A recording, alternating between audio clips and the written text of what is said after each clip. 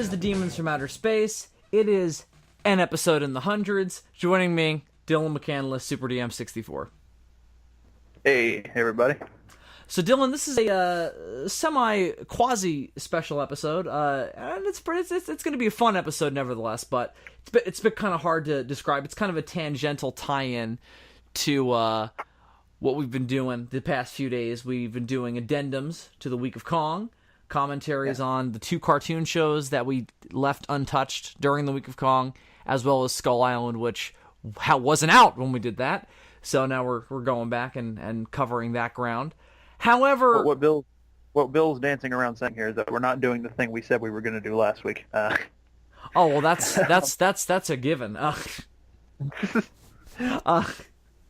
So we'll do Doctor Who next week, though. Hopefully, no, we will do it next week. I have to get caught up, so I will do that. It's what, 13 episodes? 12. Oh, okay. I mean, 13 if you count the Christmas special, which you've already seen. So. Oh no, I wasn't counting that at all because that was so long ago. Now I forgot that was even a thing. Yeah, I'm pretty sure it's only 12. Okay. I'm almost confident. Your almost confidence fills me with semi-confidence. So yeah, we're not doing Doctor Who tonight. We are doing... Dylan, what are we doing?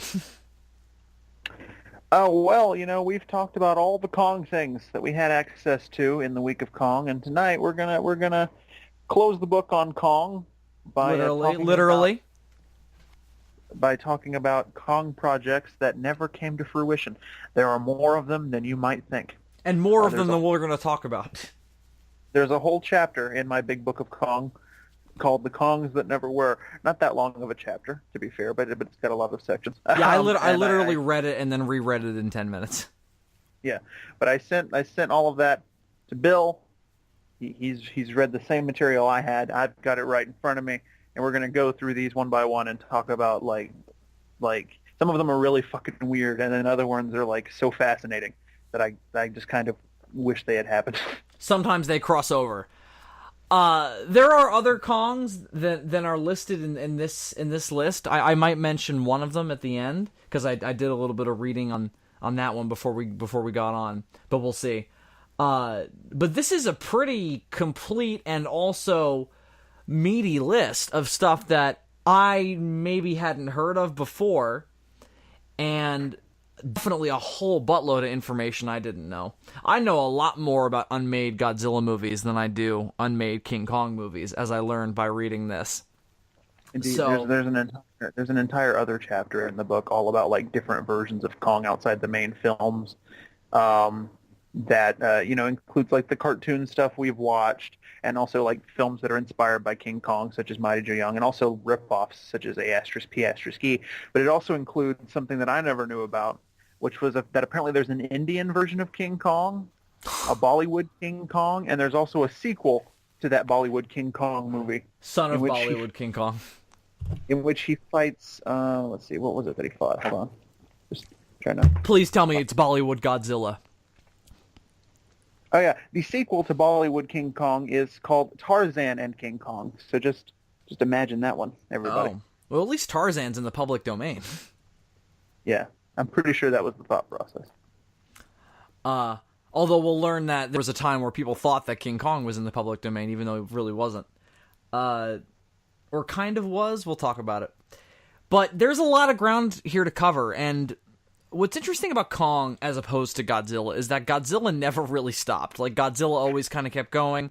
There have been lulls in Godzilla history, but Godzilla is a franchise that refuses to die, as we've seen in recent years. Well, the huge advantage that Godzilla has had is that, first of all, the company that started it is still around, and they've just never stopped. That's a good first step.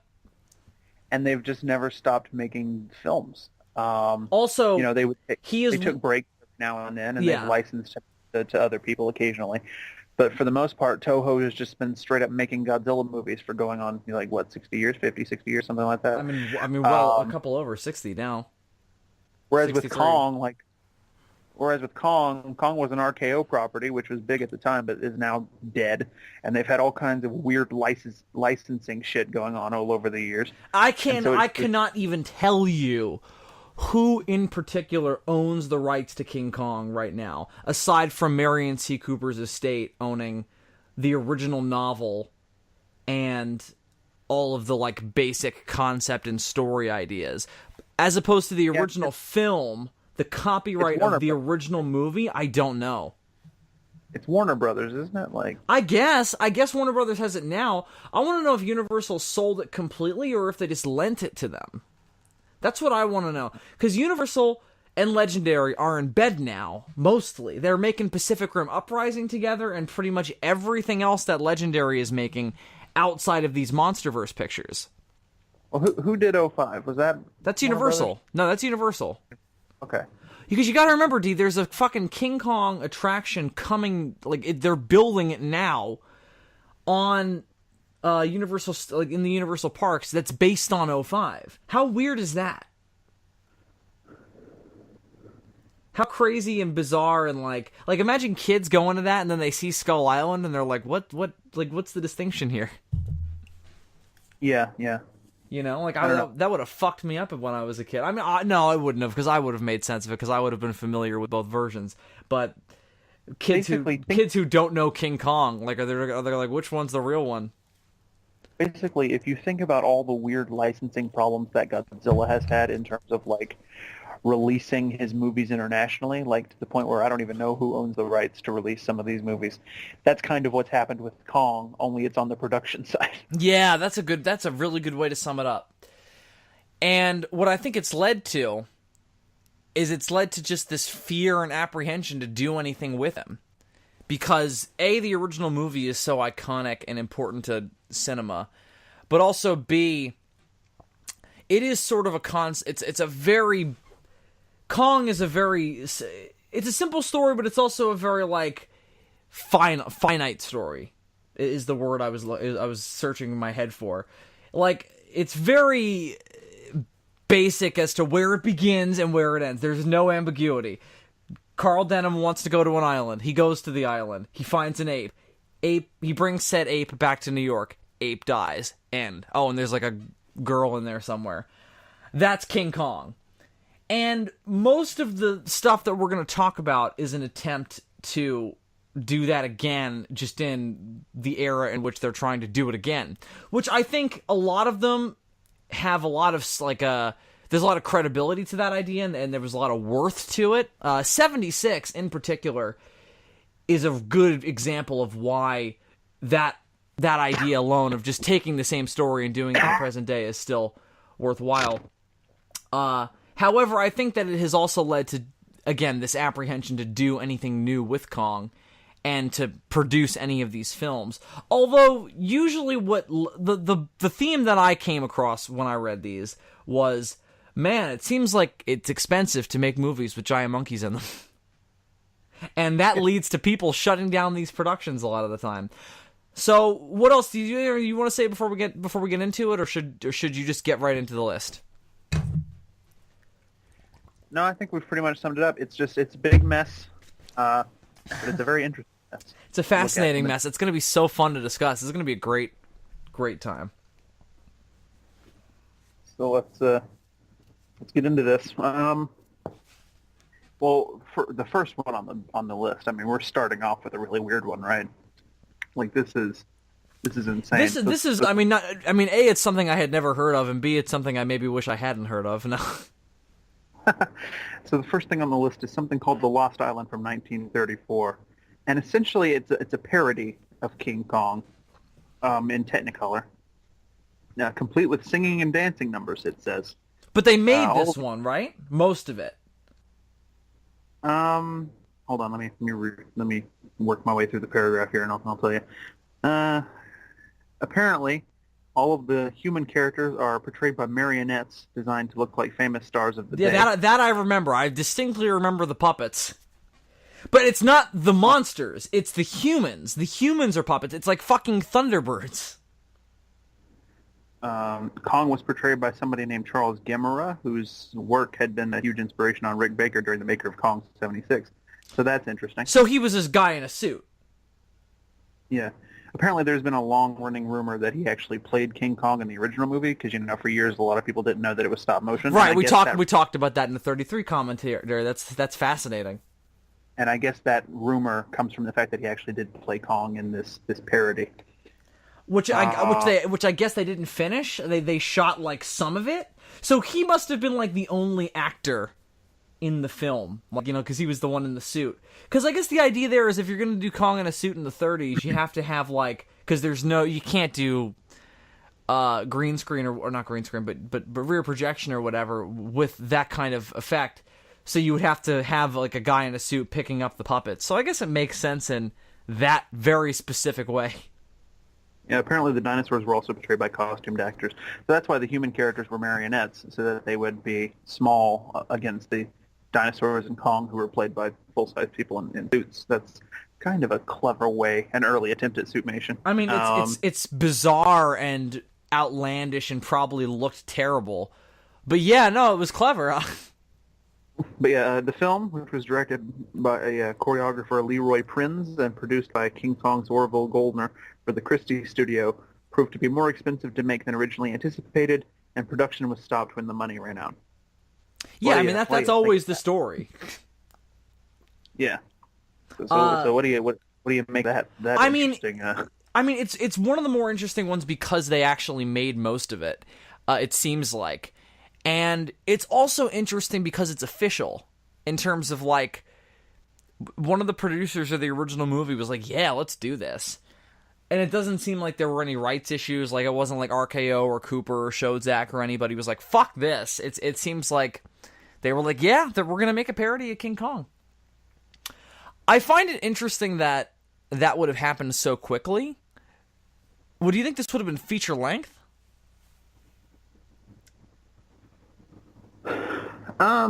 No, it says that it was only one reel, so that wouldn't have been feature length. It would have just been a short sort of... That makes sense then. I guess that makes sense as to why A, RKO would have been cool with it, and B, it was the way it was tonally, like a parody, and also, made with marionette puppets. Like, could you never stand that for 90 minutes, or 80 minutes, however long the original King Kong is.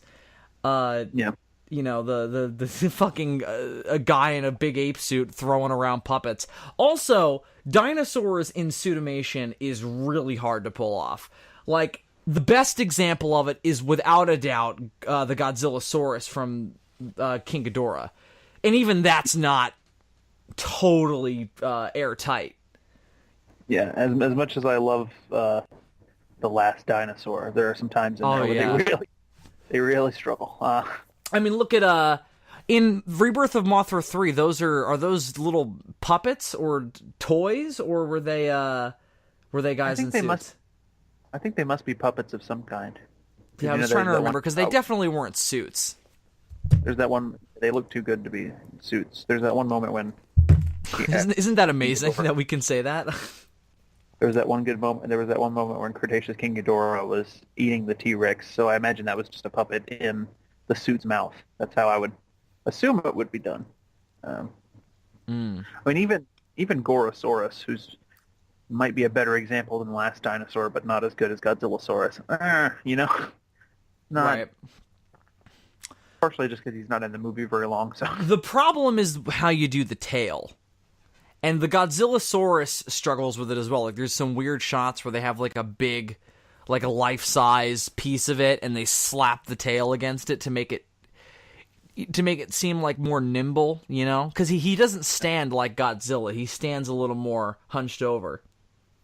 Why do you think suit makers are able to make giant irradiated dinosaurs like Godzilla work and then struggle more with regular dinosaurs? Because he's not a straight-up dinosaur. And it's also easier because he's not based on modern depictions of dinosaurs. He's based on the archaic 50s, like, sluggish tail draggers, Yeah. Like a Ray Harryhausen type of dinosaur. I'd be curious to know whether audiences at the time were even bothered by that sort of thing, since they lived in, like, a pre-Jurassic Park world. Nobody had ever really seen dinosaurs done realistically. But that's what they thought they were realistically at the time. So I bet they would see like Gorosaurus or They the had no T-Rex. problem with that. Their thought process was not, oh, that doesn't look like a real dinosaur. Their thought process is, oh, I don't know if that looks like a real animal.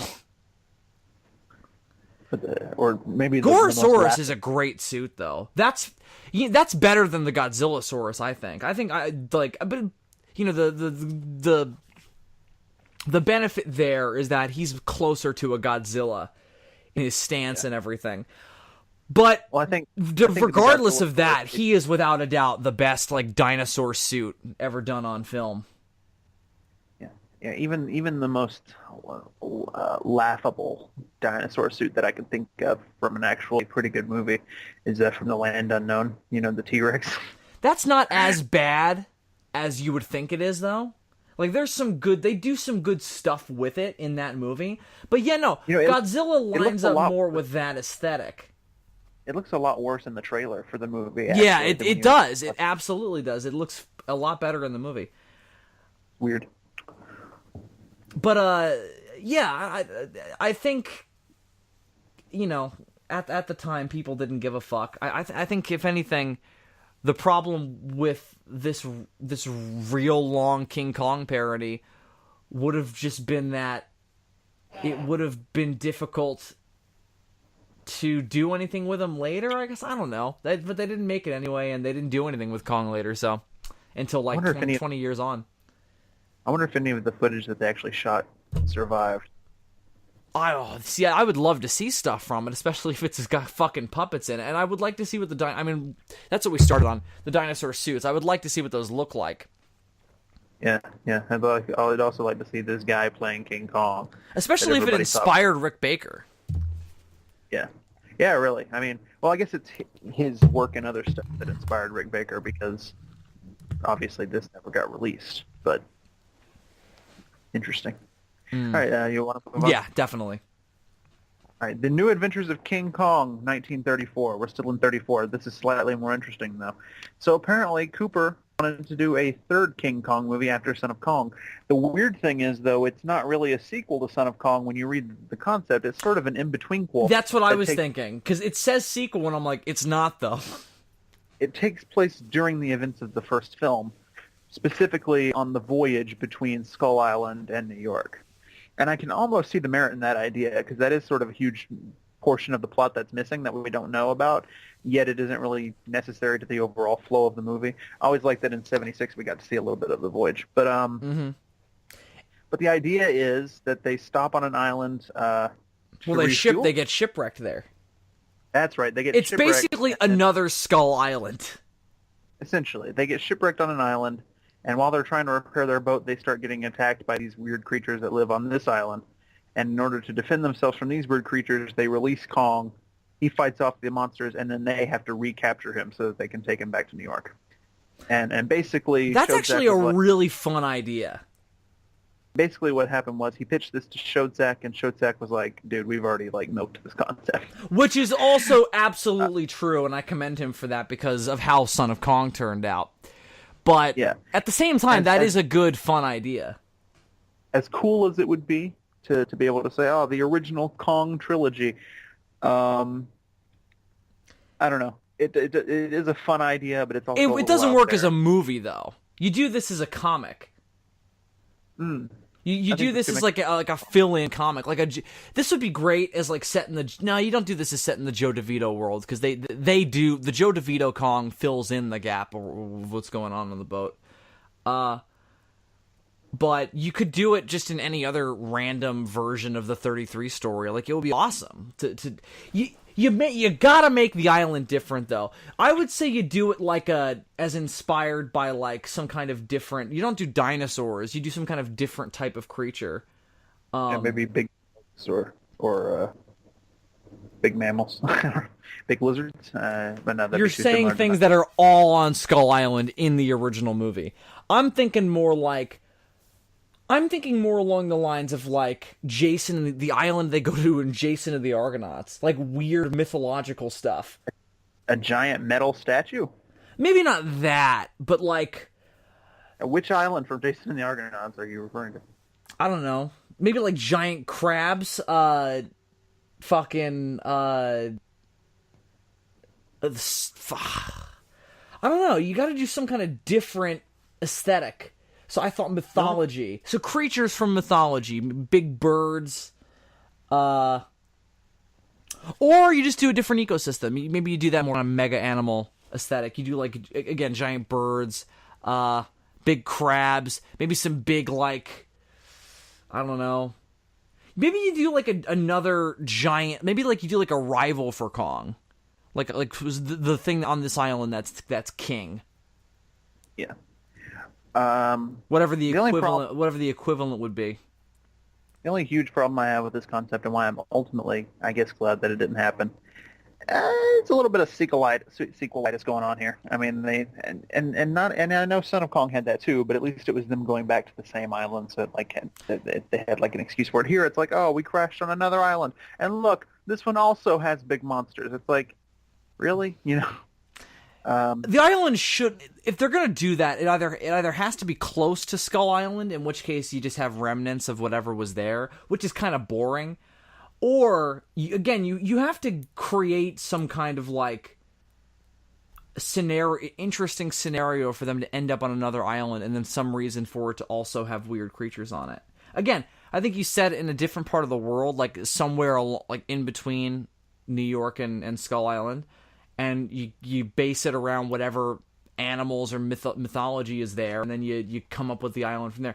Again, don't do it as a movie, comic book. That's what you do, and this would be really fun. You know what might be more interesting? What? If they shipwrecked somewhere, and instead of big monsters that they needed Kong to defend them from, there were like some people who like found out they had this big monkey and wanted some red bamboo types. They find out that they have this big monkey on their ship, and they want to take it so that they can make money off of it. And so they steal Kong. And then I like the idea that they don't have, like, at first they don't know they have Kong, and they just try to, like, maybe they try to pirate their boat, and then they're like, let's release Kong so they'll fuck off. And yeah, they take Kong, and then you could have Denim and them sneak into like their camp or whatever, and then release Kong, and then he would fuck up the bad guys, and then Denim could recapture him. The thing is, recapturing him has to be, not just be gas bombs again. But that's what else would you have it be? You have to have Denim run out of gas bombs. Yeah, I'm not sure exactly what you would do. That's ultimately the biggest problem with this movie. You're releasing him before you get back to New York, and then you have to deal with recapturing him. But again, as a climax, that's not bad. I think a human antagonist would be more interesting than just another island of big monsters, and would be something different for the franchise. Because I mean, they've already done the big monsters 2 movies in a row, even if the second one was just a big bear and a sea snake thing. I mean, I do like him fighting stuff as opposed to people, because that's kind of easy. But I do see I think that's an interesting idea, though. Okay, you ready to move on? Yeah. Okay, The Eighth Wonder from 1952. Now, before I talk about this one, I guess there's some background that I need to go into. After Cooper got done at RKO, he ran RKO for a while after having made the original Kong. After he got done at RKO, his next thing that he went into was Cinerama, which was this sort of early version of widescreen where they would project a film onto 3 movie theater screens right next to each other, and so you get this big wide image. Think of it as like the IMAX of the day. There was a famous picture that Cooper did, actually, that was like the debut of Cinerama, and I forget what it's called, but all it is aerial footage of the United States. Like, they just flew across the United States with a camera and took these beautiful landscape shots and had a narrator come in to provide narration over it, and they just released that in Isn't this fucking great?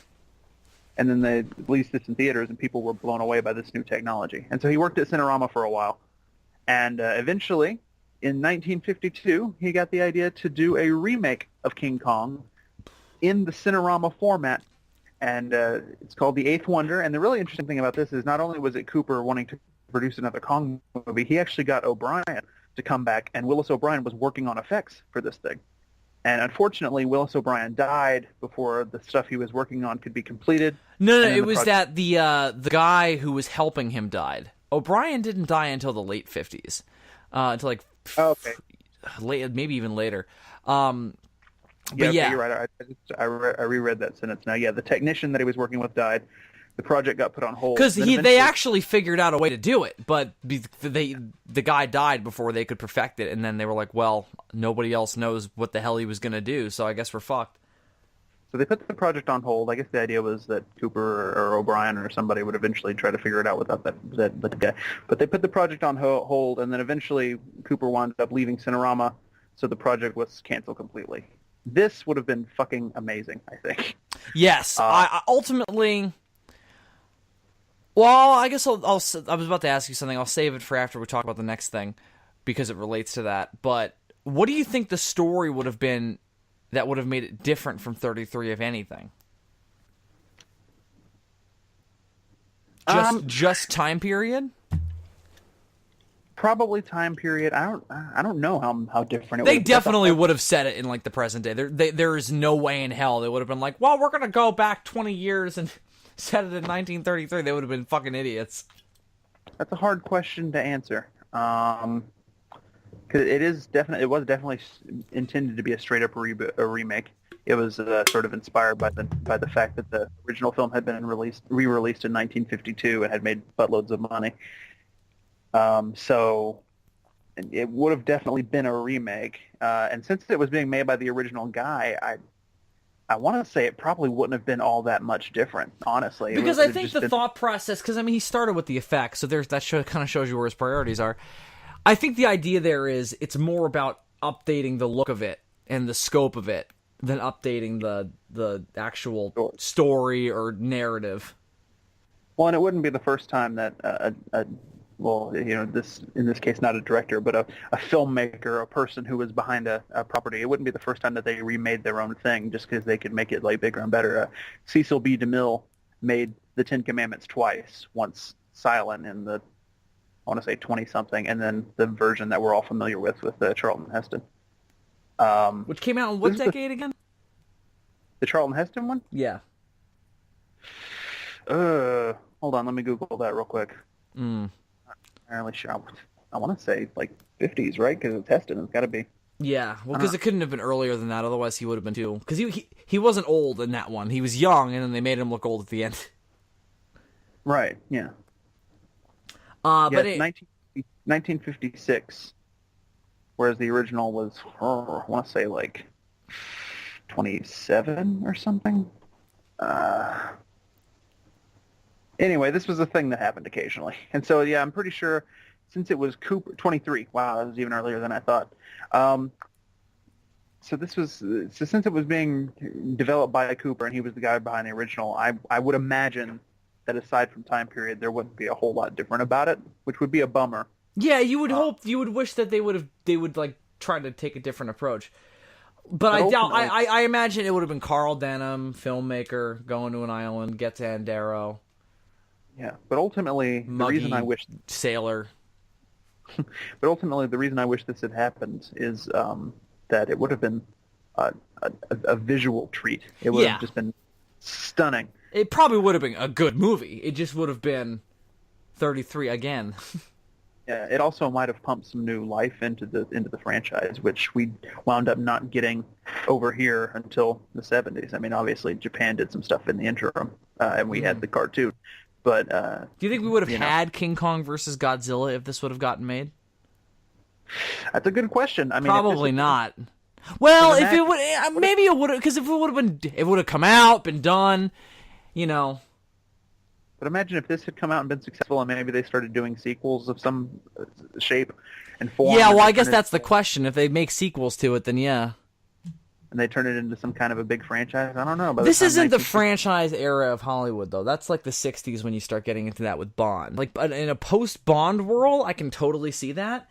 In the 50s, though, I don't know. It seems like Cooper, in particular, was kind of ahead of the curve on that sort of thing. I mean, He definitely was ahead of the curve on sequels, because everyone else in Hollywood was like, "What are you, fucking stupid?"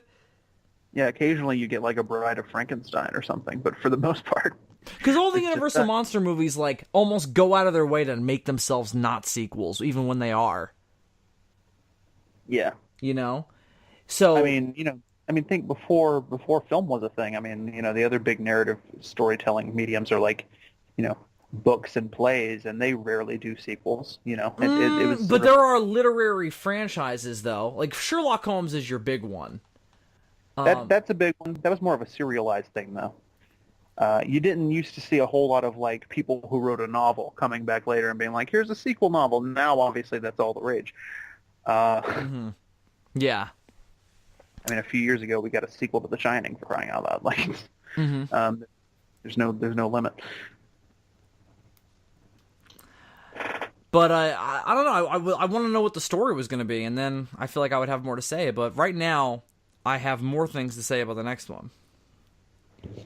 Yeah. So, in 1966, there was another attempt at a Kong remake. This one from Hammer Studios. Even though there was already a King Kong movie that year.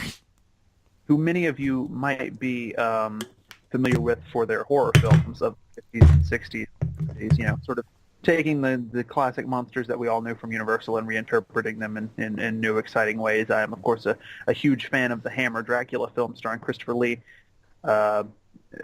Bill loves the Hammer Frankenstein films. You all know Hammer. If you don't know Hammer, go learn about Hammer. They tried to make a Kong movie, and my God, would that have been interesting. Yeah, that would have been the creme de la creme of Hammer monster movies, my friend. There were a few of them that stand out to me as like, oh my God, this exists. This is something that I saw clips of when I was a kid and didn't get to see until I was older, until I tracked it down and found out what it was. Curse of the Werewolf is one of them. That's one of my standout favorites. You have the Mummy movies. I still haven't seen all of them. There's only two. I haven't seen the second one. And then the Two Faces of Dr. Jekyll. I have seen, which is fascinating because it's one where they do it like Dr. Jekyll is the asshole and Mr. Hyde is the good guy. It's fascinating. So Hammer is damn interesting, and for that reason, if we got the Two Faces of Dr. Jekyll, can you imagine what they would have done with King Kong?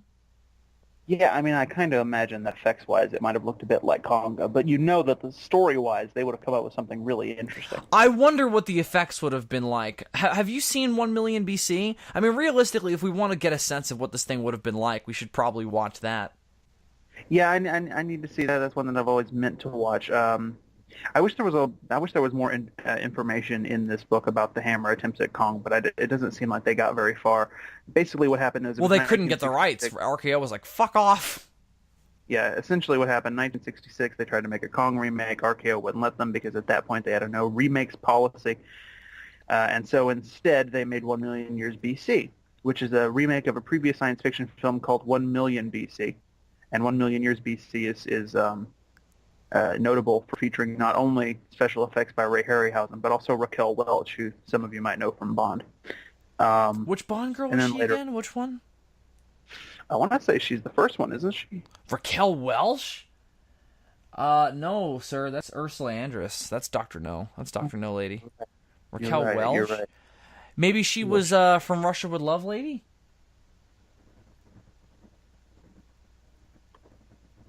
My friends say my mouth is too big. I think it's the right size. I'm looking at her... For me, that is. And my penis. Just looking over her filmography here.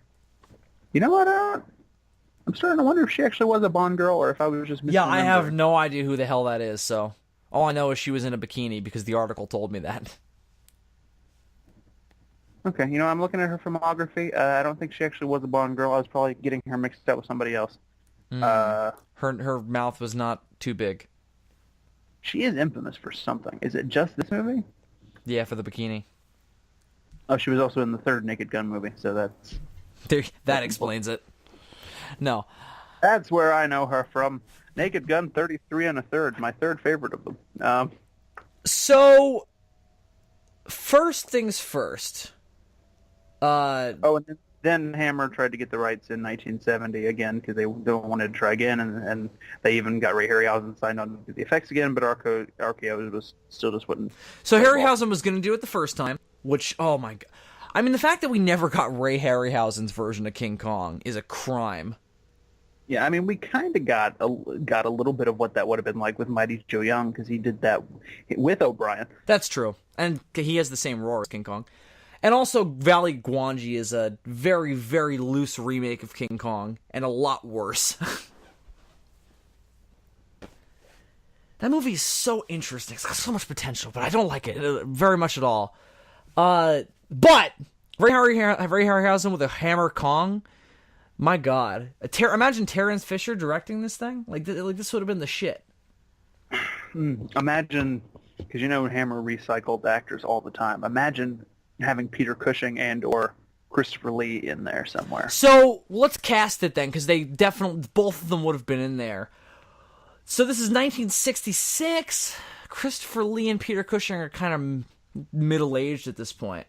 I'm imagining British production, British actors. You switch New York out for London, which is fine. Yeah. So first things first, this is also, second thing second, excuse me. This is going to be a mix of The Lost World and King Kong, I imagine. More than it is a straight-up remake of the original, which is why I'm more interested in it than the Eighth Wonder. Although the Eighth Wonder has the better name, so they should have taken the Eighth Wonder and put that on the Hammer Kong. Because that is a cool remake name for Kong. I don't think it was supposed to actually be called Hammer Kong. No, I know, but I'm saying that's a good name they should have stuck with. Let's see. Would you make Peter Cushing a denim character? Yeah, I guess. But maybe Christopher Lee makes more sense as Denim. I don't know. I was thinking, because Christopher Lee is so good at being creepy, I was thinking you make him like an old sailor type who has like stories to tell about Skull Island because he's heard about it. You know what I mean? So you make him like a Lumpy from 05? Like a Lumpy. Maybe make him just a really creepy Captain Englehorn character. Yeah, well, maybe I was gonna say, fuck that. Make Christopher Lee Englehorn. Yeah. So then, yeah, I guess you do. I don't think you do Denim as a filmmaker. I think you do Denim as a scientist, and that's where you bring Christopher Lee in. Yeah, you change Denim's MO because Cushing, I can't see him as that sort of young, enthusiastic filmmaker type. Also, that doesn't really strike me as I could see it in a different role, but in a King Kong remake by Hammer, it just doesn't work. And also, again, I don't think the movie angle makes sense. Yeah, it also doesn't strike me as being very British. When you think of a British director, especially in that time period, you think of somebody like Hitchcock, who's in the three-piece suit and very proper, and we'll put the shot over here. They also don't have that glamour, that glitz and glamour, bombastic style of Hollywood that is distinctly Denim, and distinctly what he was trying to do with Kong. I think you're right.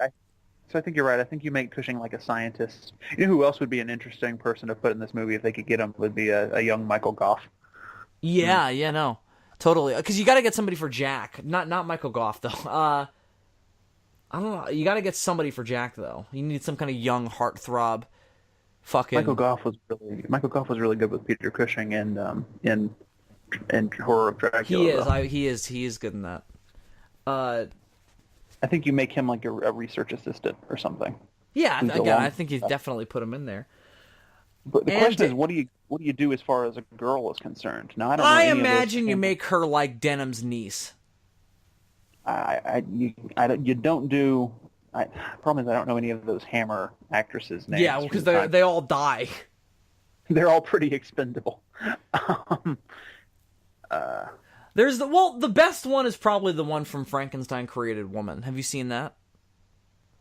Once, long time ago. I don't remember who you're talking about. Well, she's the monster in that. She's great. Oh, does she speak? Yeah.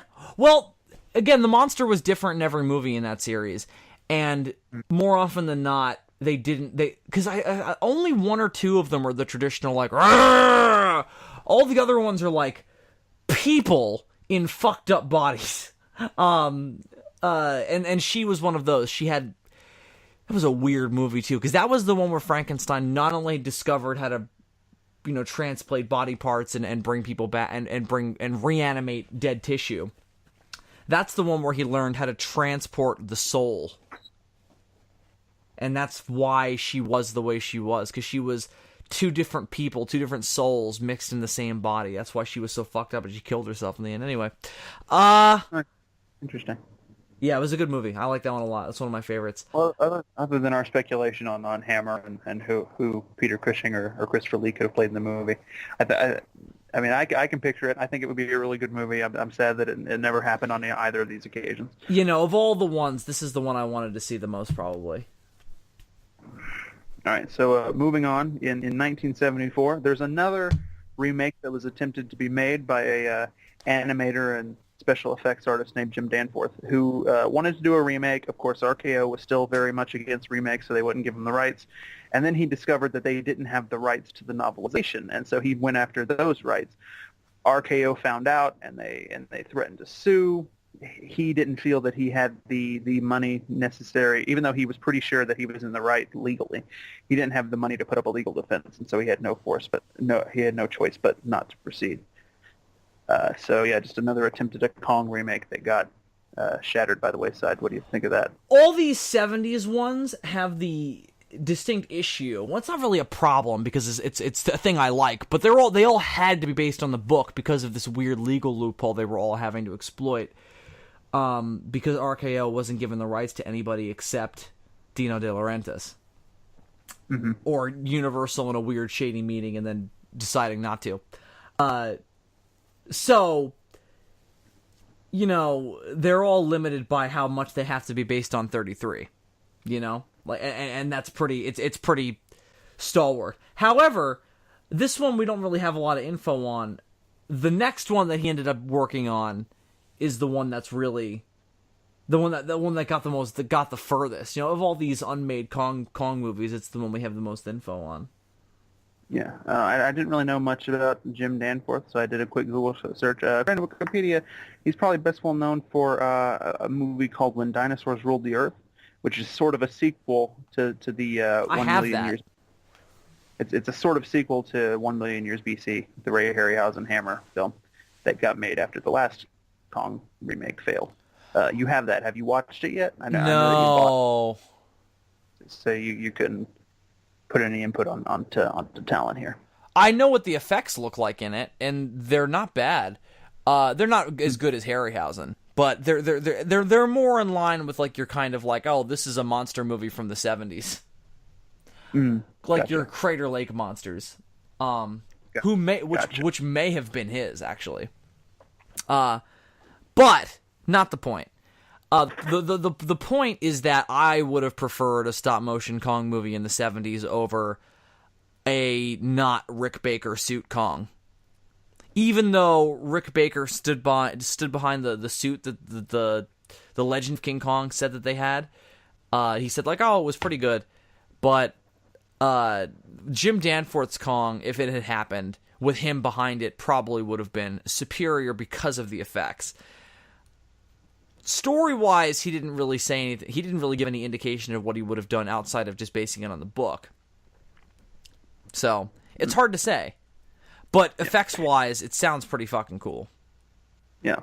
So next on the list, The Legend of King Kong, 1976. This is, of course, something that we've already talked at length about. This is the production that was almost made that got into all the legal troubles with Dino De Laurentiis.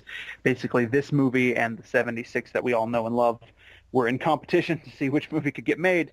76 won that competition. So The Legend of King Kong is just this unmade pitch for a movie. This is where all the legal battles came from. This was what, you know, caused that huge fracture and the weird rights issues that we're still experiencing today. Right. Sort of where King Kong and Godzilla are somehow going to fight each other again in a Hollywood-made movie. What the fuck kind of world are we living in? It's almost like the Never Say Never Again of Kong. It didn't get made, though. So they decided to ditch Danforth early on. Right? He came to them offering his animation services, but they were pretty confident that it would be too expensive. So they, as well as Dino De Laurentiis, decided to go the suit route. However, their difference was that they were not going to build like a big mask. they were actually going to do prosthetics built over the face, so their Kong would have been more human. And have you seen the concept art that somebody shared on Toku Legion after our 76 episode came out on the week of Kong? That showed what Kong would have looked like? You didn't see it? Oh, fuck. It's a weird-looking Kong. It's a very Sasquatch-looking Kong. Which I don't like. It really doesn't work, but it's very interesting. I'm going to see if I can find it real quick. I don't know if I can. Now, the really interesting part about this whole thing is that Jim Danforth, after his version of Kong never got off the ground, he offered his services to Universal as to be an animator because he knew that they wanted to make one. And apparently, him coming to them and offering his services is how they found out that there was no copyright on the novel.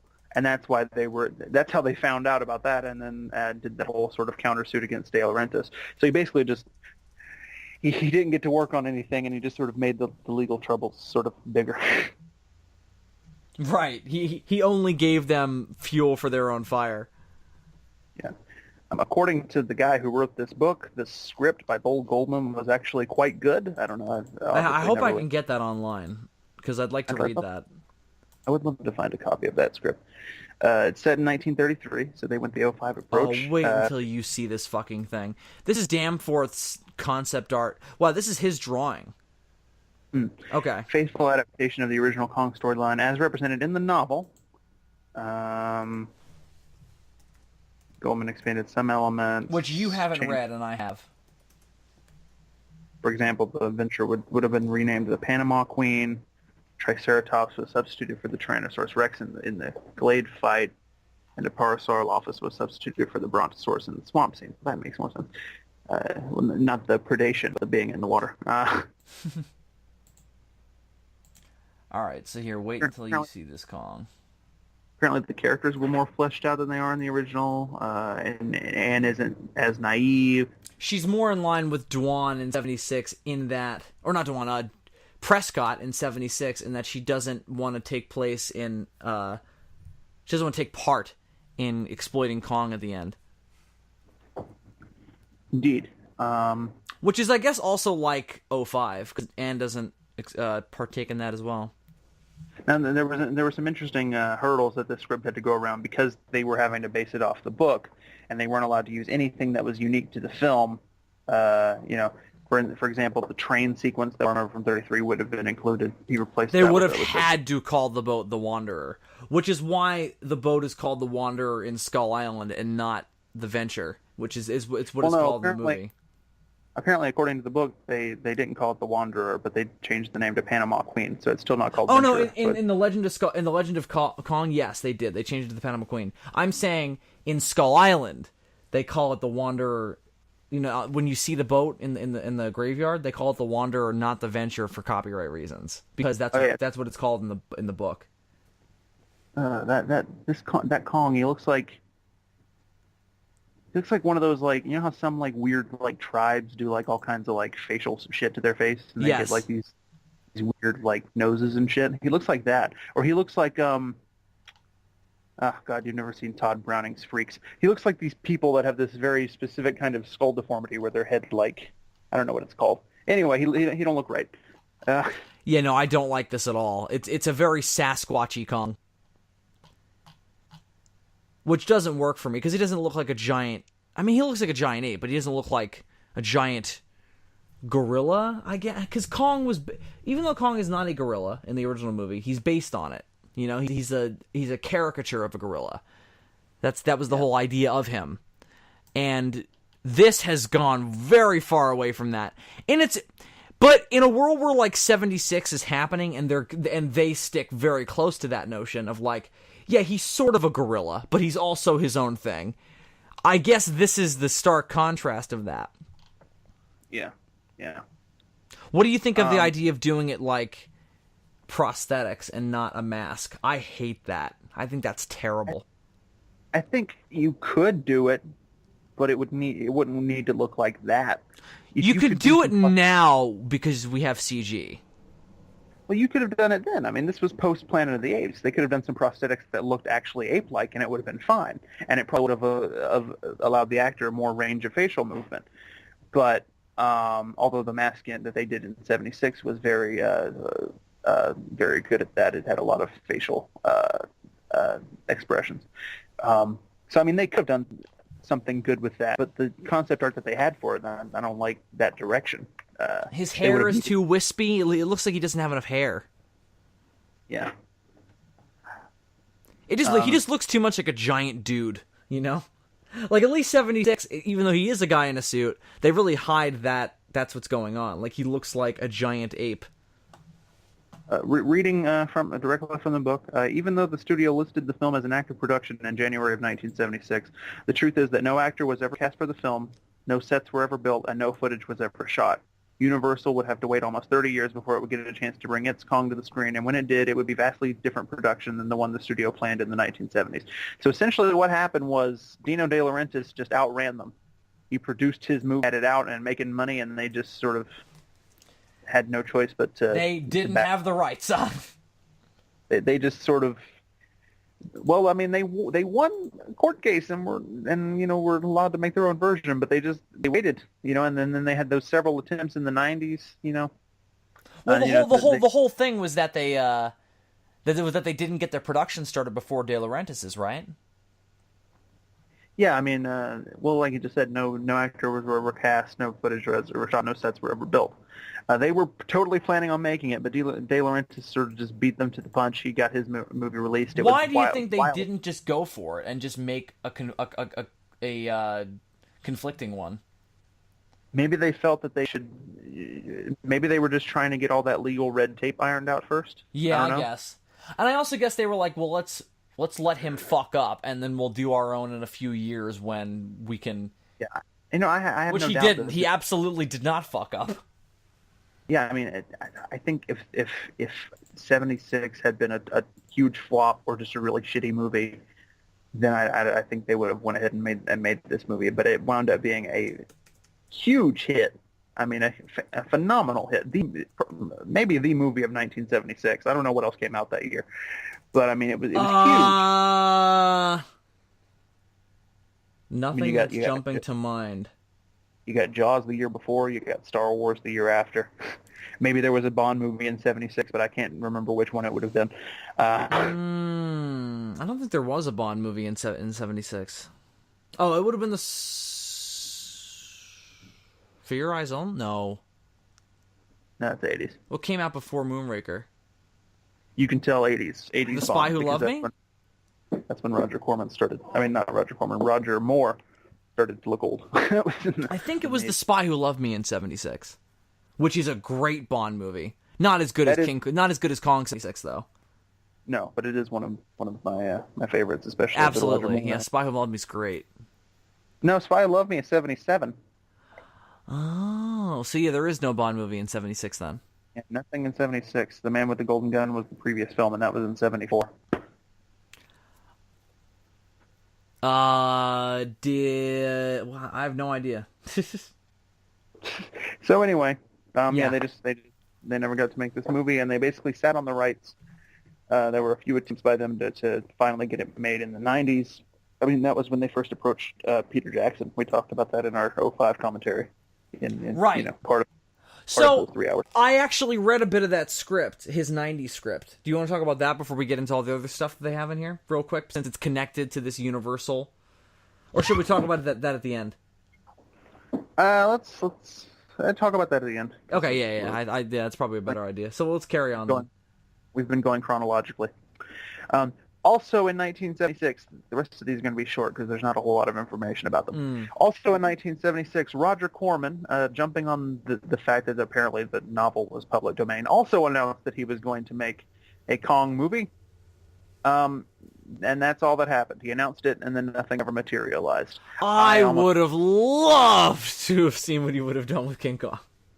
I imagine it would have looked a lot like A**P***E. Yeah, I imagine he would have done a guy in a suit as well. Or do you think he would have done crap stop motion? If I have to be honest, I imagine that this was probably nothing more than like a publicity thing. Get his name back out there. Probably. Roger Corman's very deft about that sort of thing. But yeah, Roger Corman's Kong. What the fuck would that have been like? So, I don't think that would have been a remake of 33. I imagine that's like he would have done his own thing with the character. Although Yeah, he said that he would have had to base it on the book. if I had to guess, I would say he might move that into the current day. But if it's based on the book, would he have had to keep it in the 30s? No, I don't think so, because they adapt books into movies and change shit all the time. It just means that you have to follow that version of the story and not the version that was, like, anything that was specific to the film and not the book you can't do, like the train sequence that we were talking about before. And the same between book and film, I guess, is free game because it's also in the book. Right. So I think you can change. I think you can change details from the book. The important thing is that you don't infringe upon what's unique to the 33 movie. Right, like in the Legend of King Kong script, I remember they mentioned that they replaced the train sequence where a bit where Kong feels like a 30s steamroller because he thinks it looks like a mechanical T-Rex, and I'm like, that's the coolest thing ever. I definitely got to read that script. It sounds awesome. I need a Rick and Morty portal gun so I can go to all the alternate universes these movies were made. Yeah. And buy DVDs of them and bring them back to my dimension. I totally agree, yeah. Moving on. Nothing in the 80s. Moving on to the 90s and back to Japan. In 1991, Toho thought about doing a King Kong vs. Godzilla remake. This was in the midst of their very popular Heisei Godzilla series. They, of course, remembered that King Kong vs. Godzilla had been the highest-grossing movie they had ever done back during the Showa series, so they thought, let's do that shit again. But they couldn't attain the rights, and that's all that's really said about it. Then, 3 years later, 1994, they thought they could get around it by doing Godzilla vs. Kong, which would have been a really weird fucking pairing. Companies decided that the similarity between Kong and Kong was too close, and so the project was called off. What do you think? Would you have liked to see either of those, Bill? Please, yes, both. Make both of them. I'd like to see them sequels to each other. No, so, okay. Sorry, I had to let my cat in, that's why I'm so far away. Now, because it's 91, in this alternate universe, we probably wouldn't have got versus King Ghidorah. No! Well, I imagine King Ghidorah is an amalgamation of elements from both scripts. They probably never even got the scripts, but of the pitch for both stories. Because I know more about the Mechanicong pitch than I do about the King Kong vs. Godzilla pitch. However, I can guess. Meanwhile, his Mechanicong pitch was in 94, so in that alternate universe, we would have swapped this movie out for Space Godzilla, and that's a universe I can get behind. Yeah, I can get behind that universe. Well, no, Kawakita wanted to do a bunch of different projects with Mechanicong in the 90s. Mechanicong was Koichi Kawakita's favorite kaiju. And favorite mecha. Oh, that's interesting. Yeah. I learned that tonight. So, the 94 one was another idea. But initially the plan was they were just going to sub out King Kong for Mechanicong, which is fucking stupid. How do you introduce Mechanicong into a world before King Kong? Like, without King Kong? Yeah. I remember the pitch for that, though, was that there would be some ape or gorilla of some kind who was larger than your average gorilla, who would have been cybernetically transformed into Mechanicong. Now, I am of the belief that if they would have actually made this movie, that still would have been the case. Because I think at the end of the day, story-wise, Godzilla vs. King Ghidorah probably is not, like in the broad strokes I'm talking, not talking about the time travel, is probably very similar to what they would have done with King Kong versus Godzilla. In the sense of, you have Godzilla be this lingering threat from the past. Somebody brings forth the idea of getting rid of him. Kong is maybe the idea to bring him to do that, or is a consequence of whatever they do to get rid of Godzilla. Then they bring Godzilla back to fight off King Kong, who is wrecking the Japanese mainland. Godzilla kills Kong, which is probably the most realistic version of that fight that would have ever been committed to film. And then exactly like King Ghidorah, they would have resurrected him as a cyborg with Mechanicong, which is what they would have done in the strictly Mechanicong version anyway, just with a non-Kong character. And they would have fought, and then probably it would have been exactly the same ending. I just don't think there would have been time travel. I think there would have been some other I imagine there probably would have been an island. They would have gone there, collected Kong. I just don't know, like why exactly and who would have been motivating it. But that's my theory anyway. I have no factual basis for this except that I know Toho like the back of my dick, and they repeat scripts and ideas from pitches like a motherfucker. So I imagine whatever their idea was for this movie just got bled into Godzilla vs. King Ghidorah, especially since Godzilla vs. King Ghidorah is such a bizarre remake or reattempt to bring Ghidorah back into that mythos, you know? Yeah. Anyway. I don't know. I wish we had more information about these scrap Godzilla projects in the 90s. Not just these two, but Ghost Godzilla has always been a favorite. I had another idea. What if the idea was that the Godzillasaurus came from Skull Island, or the island that Kong was on, and there is time travel? They go back and collect Kong and mutate him, just like they do with King Ghidorah. Like, it's exactly the same, except there is a battle between King Kong and the Godzillasaurus on the island in World War II. That would be cool. The problem with that plan, and this is also a problem with King Ghidorah. I mean, it's a retarded story, but yeah, I mean, I would love to see it. It's a problem with that pitch and with the actual movie that we got, King Ghidorah. This is always something that I never understood. Why don't they just travel back in time, find the Godzillasaurus, let him save the soldiers from the American bombardment so that you don't change history, wait until it's lying on the ground injured after its battle, and you know, the soldiers leave it alone, and just come along and shoot it in the fucking head. Because that's not a guarantee. Dylan, it's been bombarded with fucking shells from battleships. It doesn't matter. They also but they're from the future. They have future weapons, and they have a Terminator. They also don't know, but it could have died there anyway, and the bomb could have resurrected it, which doesn't make any fucking sense. Because then it would have decomposed by the time the bomb would have been dropped. But there is a line in the movie where they state it that way. Trying to kill it, going back in time and trying to kill it, just straight up embracing your Terminator inspiration. Yeah, that would have been the better approach. You're absolutely right. Makes infinitely more sense. Instead of putting it at the bottom of the ocean. We're going to move it to a location where hopefully it never comes into contact with radioactive material. Which is, it's so stupid, yeah. It's incredibly stupid. It's retarded. It's so dumb.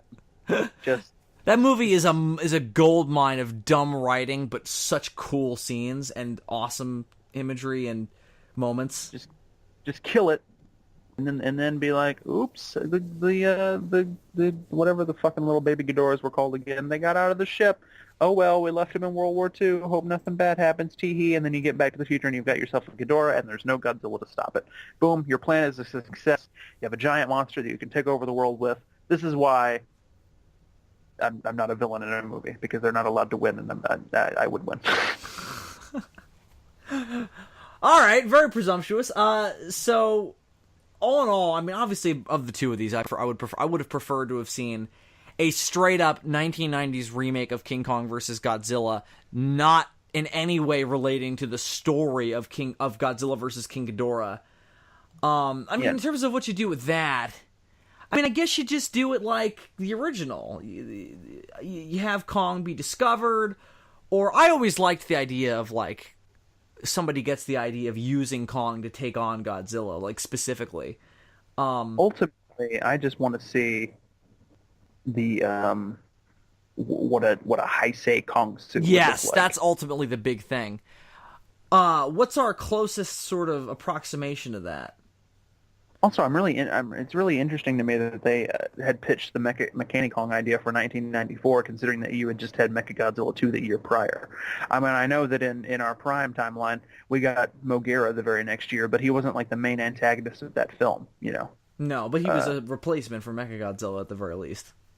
It's just, and that was stupid anyway. They could have just brought Mechagodzilla back. Say, oh, that was the original idea. The only reason they didn't do it was because somebody liked Moguera on the project. Well, that somebody is an idiot. Nobody likes Moguera, although I'll say that I prefer the Heisei design to the Mysterians design for Moguera. But nobody likes him.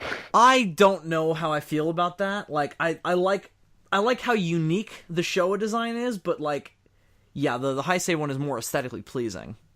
You know what? You know what the problem with with the show design is for me? What? It's the That weird it's choice of blue. colors. It's blue and gold. Yeah, it's very Yeah. strange. It's very Even if it were, alien though. At the very, it looks weird. even if it were all just one color, and even if it was one of those weird colors, even if it was all gold or all that blue color, I think I would be fine with it. But it's the weird combination of the two. I don't know. It throws me off for some reason. Anyway, moving on to the last entry on this list, but it'll make a nice little segue into what you're wanting to talk about, Bill. John Landis, 1990s. Before Universal decided to offer King Kong to Peter Jackson in the mid-1990s, word circulated that John Landis, the director of Animal House and the Blues Brothers, and an avowed King Kong fan, was going to produce a remake for Universal. It is not clear how far the project got before it was canceled. Now, obviously, John Landis is a great director. An American Werewolf in London, one of my favorite movies. Yeah, well, yeah. The thing about this project that intrigued me is I wonder what they would have done effects-wise, because the fact that he had already done American London makes me wonder if he would have brought Rick Baker back into the fold. But at the same time, this is also the mid-1990s, so they might have wanted to ride that Jurassic Park wave. Yeah, I imagine we're looking at a post-Jurassic Park King Kong here. I think we're looking at a mix of animatronics. I think Stan Winston would have been a better person to go to in this instance than anybody else. But I think effects-wise, we're probably looking at basically what they did in '05, but with less advanced CG because it's in the 90s. Well, you would hope maybe more animatronics as well. Yeah, well, yeah, obviously they would have leaned more on the animatronics, assuming that they wanted to use the same formula that Jurassic Park did. Would you have rather seen this than '05? Like a John Landis 90s? See, do you think it would have been set in the 30s though if John Landis was doing it? I don't think it would have been. I don't know. That's a good question. Maybe the 50s. I mean, I think he would have changed the time. I don't think it would have been set in the present day, but I think he would have changed the time period, maybe just even a little bit. Maybe set it in World War II, something like that. I mean, I gotta think, based on all of the problems that I have with '05, it's overly long, it's overly sappy in some places. The effects, while great for 2005, haven't aged all that well now. I gotta think that at the very least, a John Landis version would be more entertaining and more interesting. Most likely, more disciplined. Yeah, less of a love letter to the original, and that is something about '05 that I admire. Although I think Jackson goes way overboard with it. Well, it sounds like John Landis had a better sense of what that means, like as opposed to just make a movie that doesn't stand on its own, except unless you appreciate the original Kong, which is what Peter Jackson did.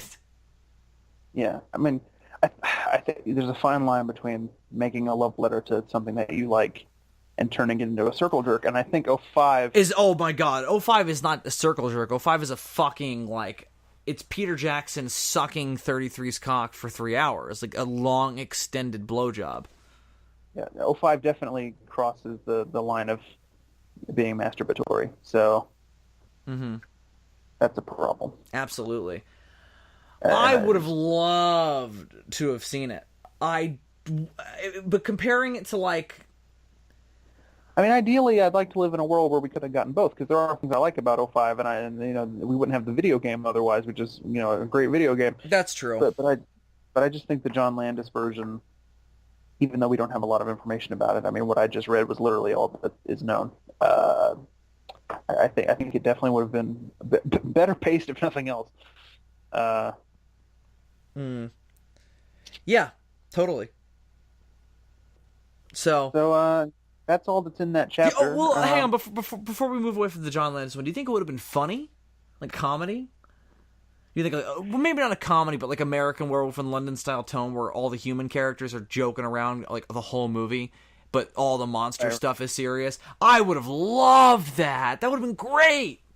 There's an element of dark comedy to that movie, yeah. Skull Island does that. Skull Island has that. All the monster stuff is totally played straight, but the humans are cracking jokes, and they all have very distinct personalities. Well, yeah, and I mean, even 76 has some of that. Yeah, which is why I like those two movies. And 33 has a very good sense of humor about itself as well. Yeah, even 33 has that. It's just not as funny because it's from the 30s and it's a little dated, you know. Right. I would say definitely. I mean, look at where he came from. You know, Animal House and the Blues Brothers, like, and then American Werewolf in London, But which, it's like, you not a said, parody. Not a parody though, because an American Werewolf in London is very like the werewolf in that is like so like that's the ultimate monstrous werewolf. you know, not a parody, just a movie It's that is serious. Ghostbusters. Yeah, it's a movie that's serious, but it has a good sense of humor. I would say even more on the serious side than Ghostbusters. I mean, come on. Yeah, But, well, certainly no, but certainly, like the ghosts in Ghostbusters are scary ghosts, by and large. But I'm thinking like maybe an Indiana Jones type of tone. The story is serious. yeah, it's closer to Also, that certainly. the story is serious, and people die, and people's heads melt, and explode. But at the same time, it's also a fun adventure romp. Right. Which is probably what would have really been served well there. I only think the real hiccup here would have been the effects. Like, that would have probably been where this thing may have fallen down. Because the biggest problem with '05, you know, we can sit here and talk all day about how, oh, it's poorly paced, no, it's overly long, and oh, Peter Jackson's just masturbating for 3 hours. But ultimately, its biggest sin is that it's a King Kong movie, and it's not very fun. No.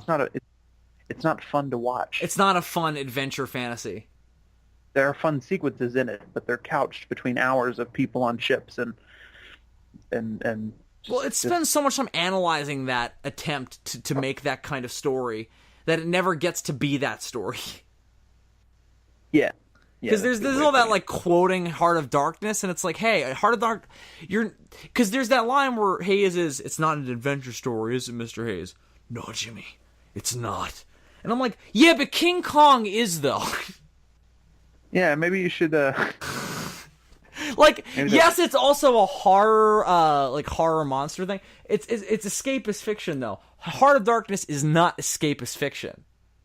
I think the idea there was it was an attempt to be like, oh, we're different from the other Kong movies because we're not a fun adventure story. We're, you know, dark and shit, and that's cool. That would Yeah, but it didn't work though.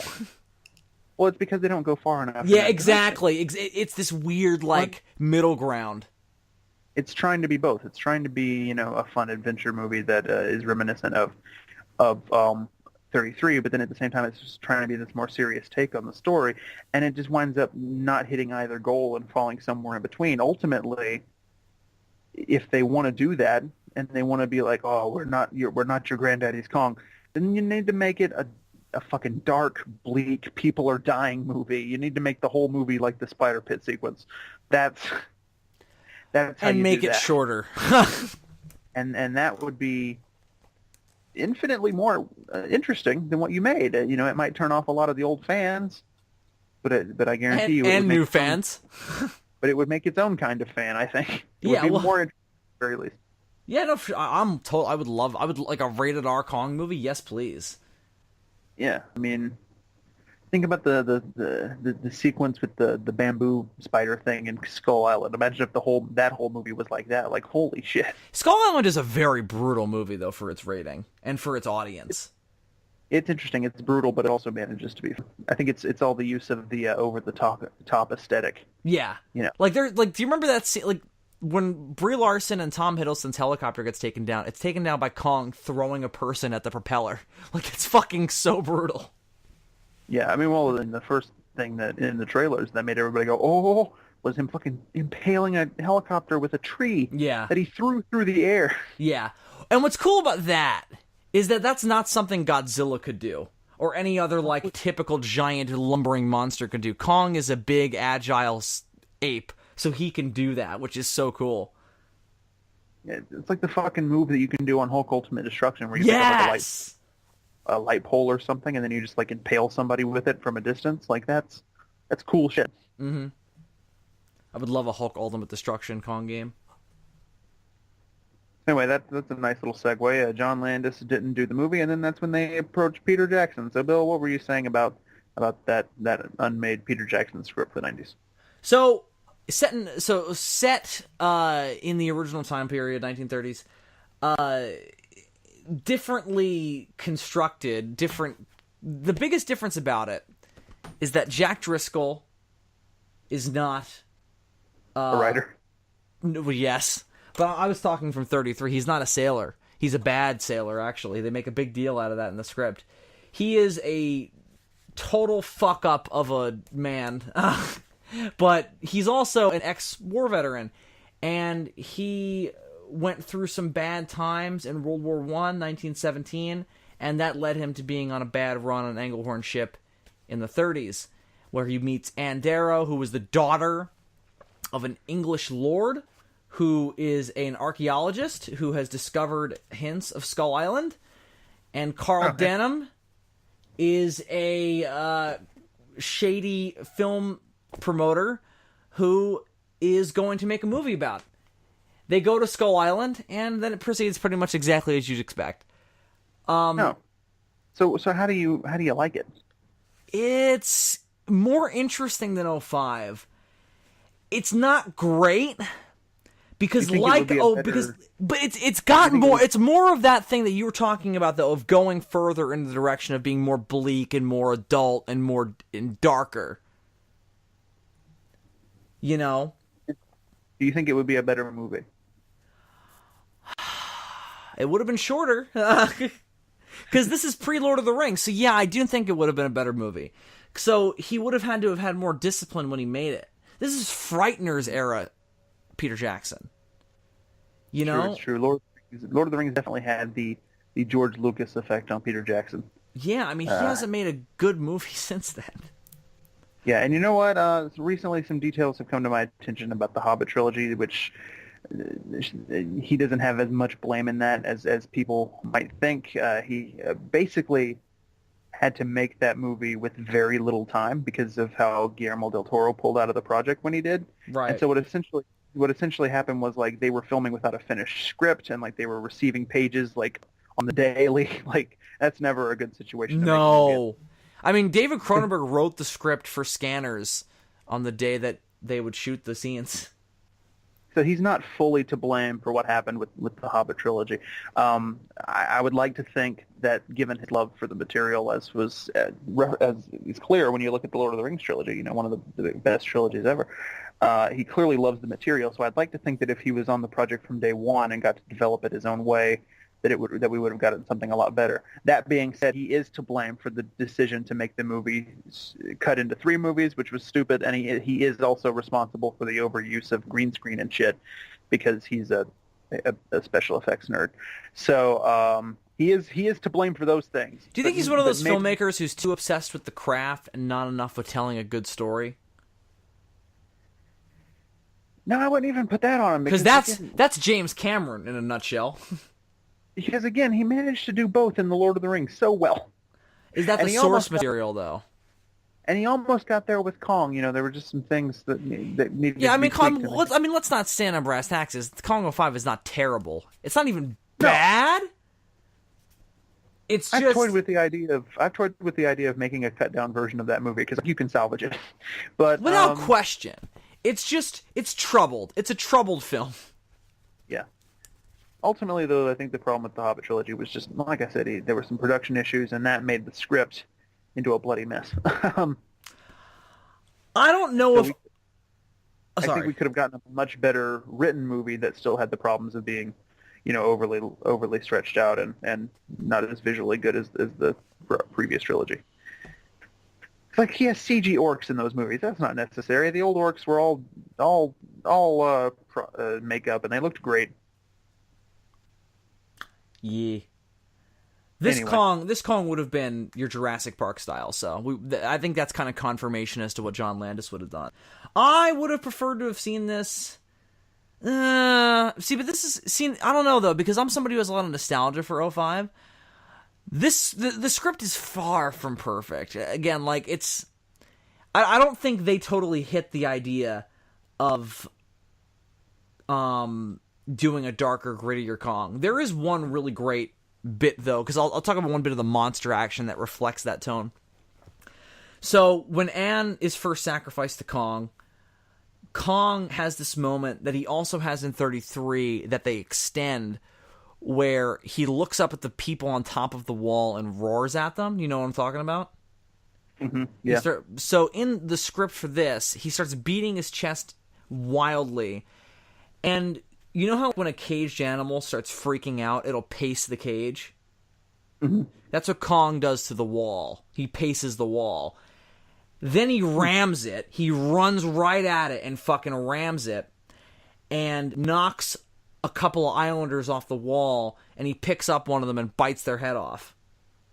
Yeah. So what's interesting about it is very interesting. What's interesting about it is that it's more animalistic behavior, and it's more. Now, I would assume that It's not more. I don't even know if I would. It's not even more realistic though, because gorillas are not as aggressive as people give them credit for.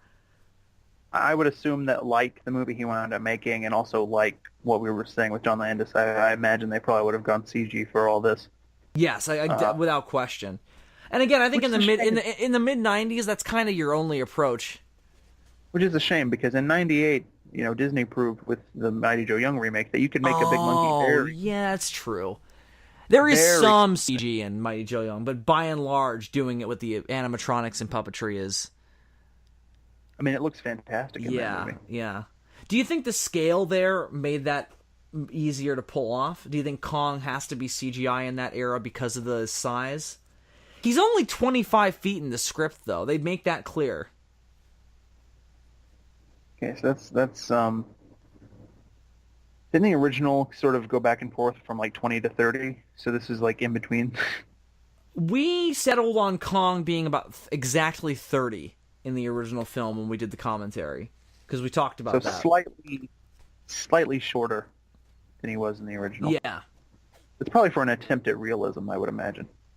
Because at that point you can just be like, oh, it's a gorilla with giantism. Like, it's believable, you know what I mean? Which was the idea in '05, yeah. Yeah. And they also make it clear that he's a gorilla walking around on his knuckles. So that's the same. I don't think the Skull Island stuff is different enough, except for the ramped up violence and cursing.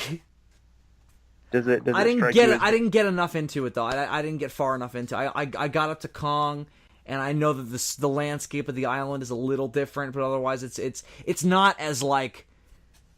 There's not as many like ancient ruins, and there's also not as many like just. It's not as like. There's not that sense of like it's all closed in and the island is falling apart. That's something they came up with for '05. Does it strike you as at all indicative of what they wound up doing in '05? Yeah, I mean, there's a lot of scenes that are exactly the same. Denham pitching the trip to his producers is exactly the same. I see. So that I do like that. I do like that bit out of the whole New York scene at the beginning. Although I wish all that was shorter. I wish so much. Didn't we that talk was about shorter. when we did the commentary that should be where the movie starts? Yeah, because I don't think you need the stuff with Andero before he bumps into her. The idea that you introduce her before the Apple scene is ridiculous. Yeah, I think for the New York stuff, you should probably follow it almost exclusively from Denham's perspective, and so we meet Anne when he does. Absolutely. I mean, yeah, we talked about this in '05. It's different in this script because, again, it's this idea of... I don't think you need... One big problem with the script is that the Jack Driscoll's flashback to World War I at the beginning is way too long. It's like... I think it's like 7 or 8 pages. Were they trying to invoke... this is what I would do if I was... It's a little Skull Island because it's him crashing, not on an island. This is what I would do if I was doing a King Kong movie and made Jack Driscoll a World War II veteran, because this just makes a lot of sense. World War I, yeah.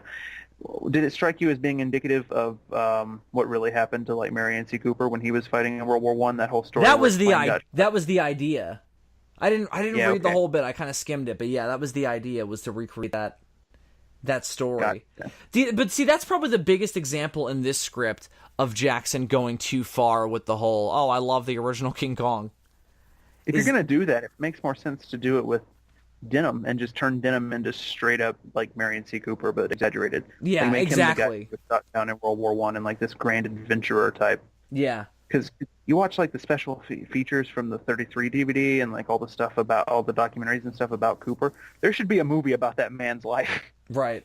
There's a book that I've been meaning to read, but it strikes me as like, if you're gonna do it like Skull Island, where somebody crashes on the island. You know? Oh, turn Jack into Marlowe. Not necessarily, because you'd have to get him off, but I just don't see the point of it. Unless there was something established about his character that I missed. One of them being that he's very misanthropic, and I mean not misanthropic, but he's just like he's a little bit more like a Han Solo type in that than he is in the movie. You know. First, when you said misanthropic, I was picturing George Taylor, but now I think I have a better idea of what you're saying.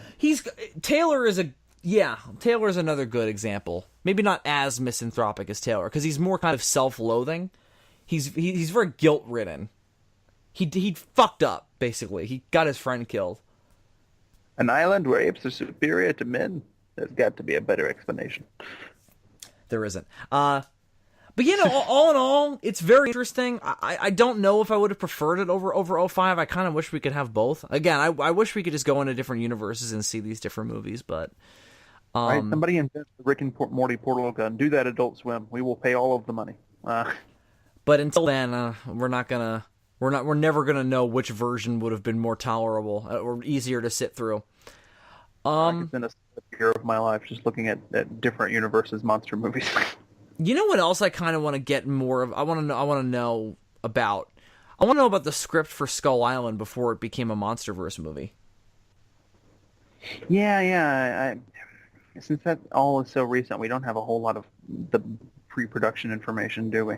Because they got really far in before that was a thing.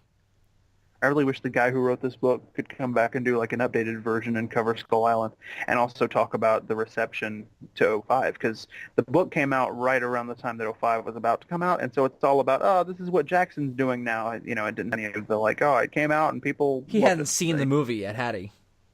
Yeah, I don't think so. I mean, I haven't read that chapter in a while, but from what I can recall, he has screenshots, so clearly, it was being filmed and shit. But I don't think it was I don't think he knew how the public reacted to it or how it did at the box office or any of that shit.